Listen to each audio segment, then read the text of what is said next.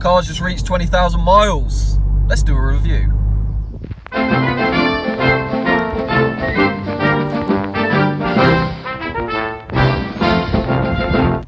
What's up guys?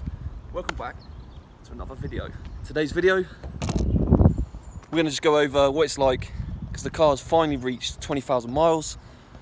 So I'm just going to give you a bit of an insight of what it's like and problems I've come across, the good things I've come across. So excuse that, but let's get into the video. So guys, we're in the vehicle, 20,000 miles later, a year and a half, I've had this car. So, if you're old subscribers, you'll know that I normally change my car every like 6 months, which is absolutely horrendous. But for this car, I've actually had this a year and a half now, which is like the longest I've ever had a car. So that could only mean one thing really, that this car, for me, and I think for a lot of other people, is a great car. It's a great all-rounder. People say the R, yeah, I can understand that you'd probably go for the R over the GTI, but I personally picked the GTI because it's more of a sort of an icon car, if you like. I know the R is the flagship of VW performance cars, but no, I'm happy with the choice. The only thing I would have gone with, which I wish I would have done now, is the DSG, just for them DSG farts, but we haven't got that. So let's go on to the modifications that I've done to this car, which you already probably know, but I'm just going to go over them anyway. So I've just done the D-Res. That's it. It sounds fantastic, guys, so if you haven't done it, get it done. So 20,000 miles. Would I buy one of these cars again? Yes, I would. Why would I buy a car? Why would I buy one of these cars again? Because it is, like I said earlier, an all-round car. The fuel is great, really, for what it is. I've got the performance pack GTI, so you get extra few horsepower, slip differential, and all that good stuff. I've got the nav pack on it as well.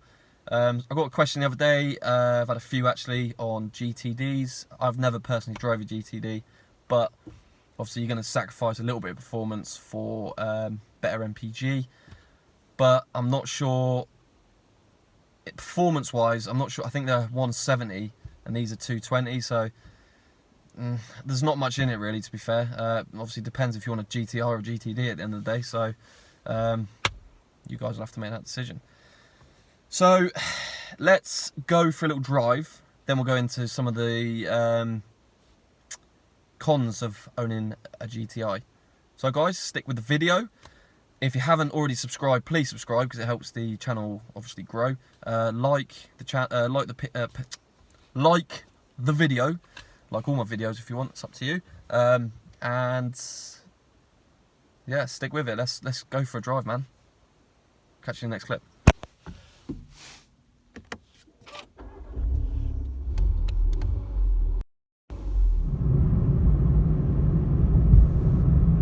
Okay, guys. So, disadvantages and cons of the car since I've had it over obviously the period of 20,000 miles. It's got to be probably the power. I mean, it's a good amount of power, but obviously it could just do with that little bit more. Sport mode's great. We put it in there now. Just do with that little bit more punch. I know you can get a remap and stuff like that, but it'd be nice to see it come out of the factory with a little bit more power. So apart from that, guys, there's not much really more I can say that's a con about this car, because I've found this car fantastic and I'll continue to find it great. As I said, the power, I'm getting a little bit bored of the power now. I need to get some more, so potentially I might be getting it chipped or something like that. I'm going to have to look into that. But the handling of the car is absolutely amazing. Obviously, if you've watched my videos, the last video was the one in the snow.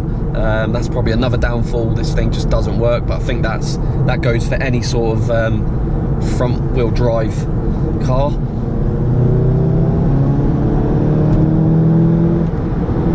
But yeah, it's nice. You know, gives you that pull when you need it. I normally tinker around in eco mode, and then when I need to overtake or have a play, sports mode gets engaged. Normal mode, do I ever go in that? Not really. It's normally eco or sport mode. So yeah guys, that's it for the cons really. As I said, fuel isn't that bad. If you can see now on the camera, it's 36 miles per gallon. You know, I'm not really, it's a great car guys, honestly. It's really good and I'm really happy with it. As I said before, I wish I'd gone for the DSG, but I didn't. I went for manual. Makes it more of a driver's car, and it definitely does with this. There's actually some roads that I can take this on near where I live, which I might make a video of soon. And it just demonstrates that the car is so good into the corners and stuff like that, and you really have to drive it with this manual box, whereas for DSG, you know, it's less of a driver's car, as they would say. Comment below guys and let me know what you think. What's your thoughts on that? I know there's a lot of DSG fans and manual fans, but definitely manuals are the driver's car, I'd say. However, on that, I would like a DSG car, not only for the sound, but it's just because I'm getting lazy. And yeah, traffic jams everywhere. You just sort of, you know, you got a brake and accelerator. Can't be arsed with a clutch anymore. So that's my only reasons for a DSG really. Now that is what I'm talking about. That's nice. Them wheels are quite nice as well. So obviously it's 67 plate GTI. That's very nice. I think the tips are a little bit bigger on the newer one as well. Turned into a GTI day. There's another 67 plate, but them wheels are absolutely disgusting. Not happy with them. Oh, you're right. Quarter cheese, only cheese, and an apple Quarter pie. pound a meal, just cheese, yeah? Yeah. Yeah. Only cheese and an apple pie. Yeah. Yeah, that's 6.80, please. Cool.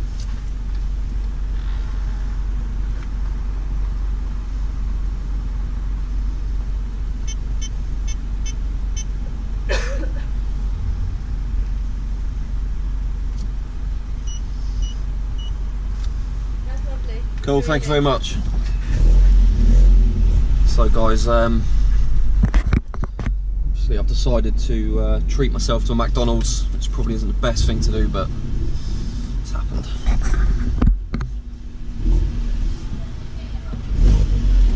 Nice one. Can I have some curry sauce, mate, as well? Some curry sauce, buddy. Brilliant. Cheers, pal. Thanks. So guys, you can't have McDonald's without curry sauce, yeah? If you haven't tried this, get trying it because it's absolutely amazing. So I'm gonna go and eat this, and then I'll check back in with you in a minute. Catch you guys in the next clip.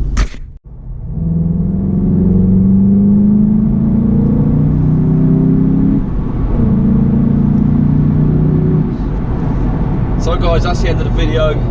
This car, over the last 20,000 miles, has been amazing. Still puts smiles on my face, which is good. That's what you want when you're buying a car of this sort of style. Yeah, so there's not much more I can really say on it. If you're thinking about getting one, I would highly recommend one. If you've got that little bloody tree, if you've got that little bit more cash, obviously there's better things on the market. But for what this is, it really isn't a bad car. As always, I hope you've enjoyed the video. If you have, please subscribe, like, share it around. Really helps the channel grow, and hopefully we'll try and get some more subscribers. I want to make this more of a sort of a community, grow it. If I'm honest, on YouTube I've not really seen many sort of Mark 7 or just general in GTI stuff, which I'd quite like to see a lot more of. So yeah, I want to try and get this channel grown up to us, you know, where we can sort of start meeting up and stuff, which would be pretty cool. But in the meantime, just get on with what we're doing. But I hope you've enjoyed the content, and I'll catch you guys next video.